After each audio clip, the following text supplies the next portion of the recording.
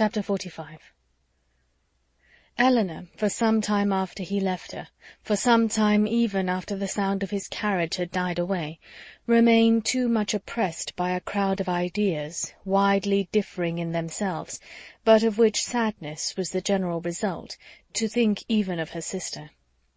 Willoughby, he whom only half an hour ago she had abhorred as the most worthless of men, Willoughby, in spite of all his faults, excited a degree of commiseration for the sufferings produced by them, which made her think of him as now separated forever from her family, with a tenderness, a regret, rather in proportion, as she soon acknowledged within herself, to his wishes than to his merits.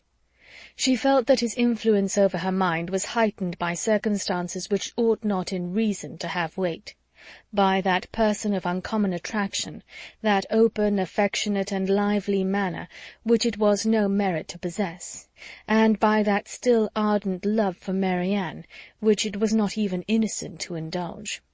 But she felt that it was so, long, long before she could feel his influence less. When at last she returned to the unconscious Marianne, she found her just awaking, refreshed by so long and sweet a sleep to the extent of her hopes. Eleanor's heart was full. The past, the present, the future, Willoughby's visit, Marianne's safety, and her mother's expected arrival, threw her altogether into an agitation of spirits which kept off every indication of fatigue, and made her only fearful of betraying herself to her sister.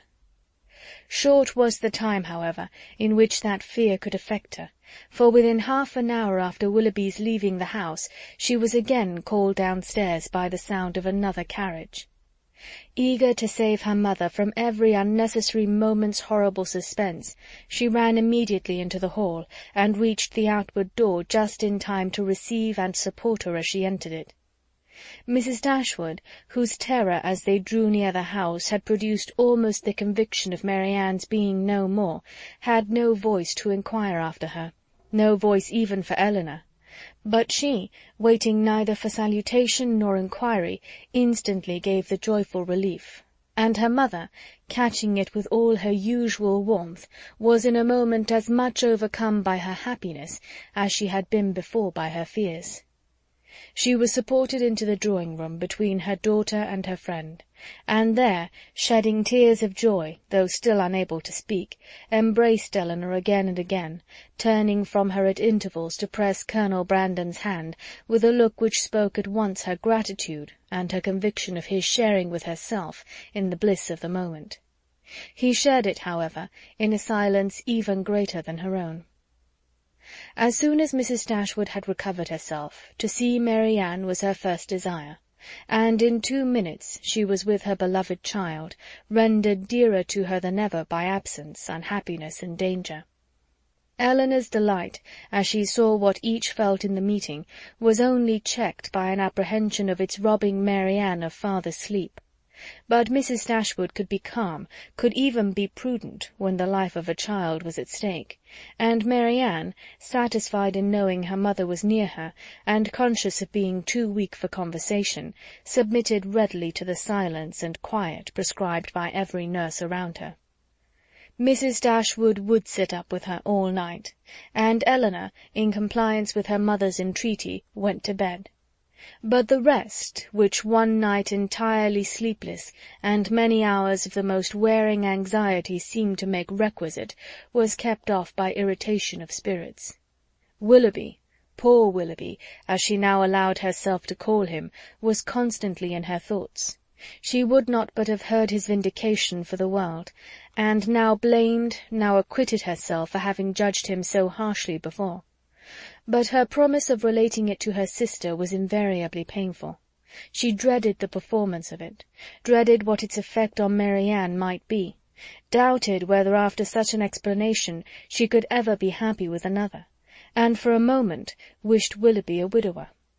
Then, remembering Colonel Brandon, reproved herself, felt that to his sufferings and his constancy, far more than to his rivals, the reward of her sister was due, and wished anything rather than Mrs. Willoughby's death. The shock of Colonel Brandon's errand at Barton had been much softened to Mrs. Dashwood by her own previous alarm, for so great was her uneasiness about Mary Ann that she had already determined to set out for Cleveland on that very day without waiting for any further intelligence, and had so far settled her journey before his arrival that the Careys were then expected every moment to fetch Margaret away, as her mother was unwilling to take her where there might be infection. Mary Ann continued to mend every day, and the brilliant cheerfulness of Mrs. Dashwood's looks and spirits proved her to be, as she repeatedly declared herself, one of the happiest women in the world. Eleanor could not hear the declaration, nor witness its proofs, without sometimes wondering whether her mother ever recollected Edward. But Mrs. Dashwood, trusting to the temperate account of her own disappointment which Eleanor had sent her, was led away by the exuberance of her joy to think only of what would increase it. Mary Ann was restored to her from a danger in which, as she now began to feel, her own mistaken judgment in encouraging the unfortunate attachment to Willoughby had contributed to place her, and in her recovery she had yet another source of joy unthought of by Eleanor. It was thus imparted to her as soon as any opportunity of private conference between them occurred. "At last we are alone. My Eleanor, you do not yet know all my happiness. Colonel Brandon loves Mary Ann. He has told me so himself." Her daughter, feeling by turns both pleased and pained, surprised and not surprised, was all silent attention. "You are never like me, dear Eleanor, or I should wonder at your composure now. Had I sat down to wish for any possible good to my family, I should have fixed on Colonel Brandon's marrying one of you as the object most desirable, and I believe Mary Ann will be the most happy with him of the two." Eleanor was half inclined to ask her reason for thinking so, because satisfied that none founded on an impartial consideration of their age, characters, or feelings could be given, but her mother must always be carried away by her imagination on any interesting subject, and therefore, instead of an inquiry, she passed it off with a smile. "He opened his whole heart to me yesterday as we travelled. It came out quite unawares, quite undesignedly. I, you may well believe, could talk of nothing but my child. He could not conceal his distress. I saw that it equalled my own, and he, perhaps, thinking that mere friendship, as the world now goes, would not justify so warm a sympathy, or rather, not thinking at all, I suppose, giving way to irresistible feelings, made me acquainted with his earnest, tender, constant affection for Mary Ann. He has loved her, my Eleanor, ever since the first moment of seeing her." Here, however, Eleanor perceived not the language, not the professions of Colonel Brandon, but the natural embellishments of her mother's active fancy, which fashioned everything delightful to her as it chose.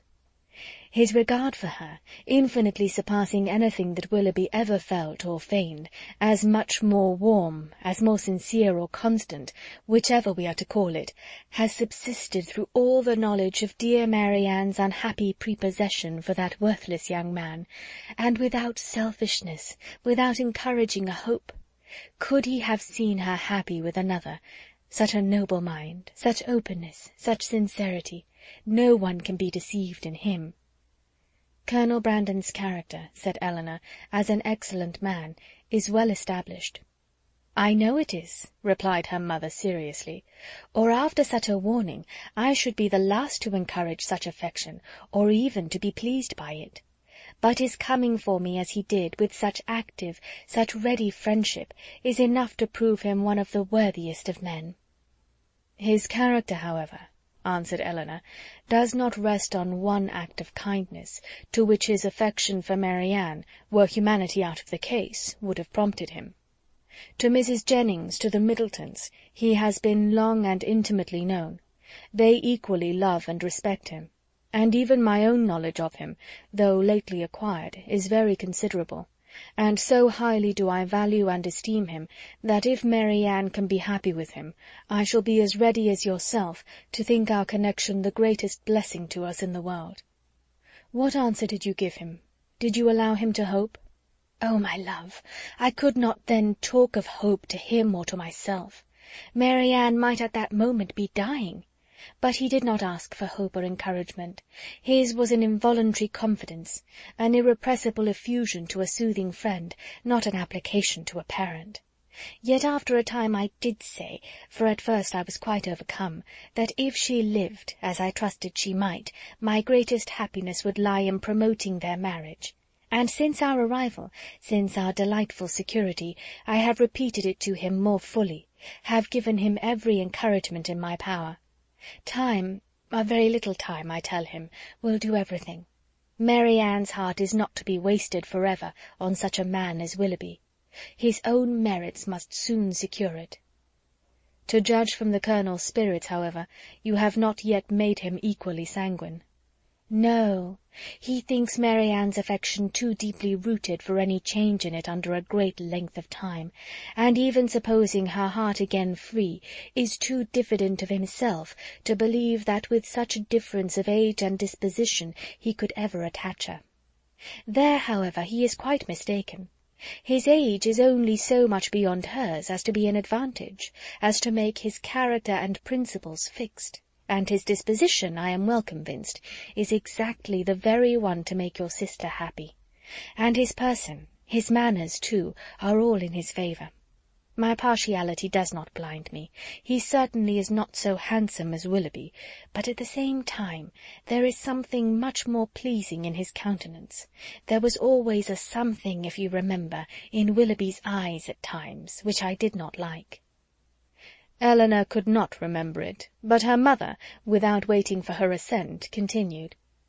And his manners, the Colonel's manners, are not only more pleasing to me than Willoughby's ever were, but they are of a kind I well know to be more solidly attaching to Mary Ann. Their gentleness, their genuine attention to other people, and their manly, unstudied simplicity, is much more accordant with her real disposition than the liveliness, often artificial, and often ill-timed, of the other. I am very sure myself that had Willoughby turned out as really amiable as he has proved himself the contrary, Mary Ann would yet never have been so happy with him as she will be with Colonel Brandon. She paused. Her daughter could not quite agree with her, but her dissent was not heard, and therefore gave no offence. "At Delaford she will be within an easy distance of me," added Mrs. Dashwood, "even if I remain at Barton. And in all probability, for I hear it is a large village, indeed there certainly must be some small house or cottage close by that would suit us quite as well as our present situation." Poor Eleanor! Here was a new scheme for getting her to Delaford, but her spirit was stubborn. "His fortune, too, for at my time of life, you know, everybody cares about that. And though I neither know nor desire to know what it really is, I am sure it must be a good one."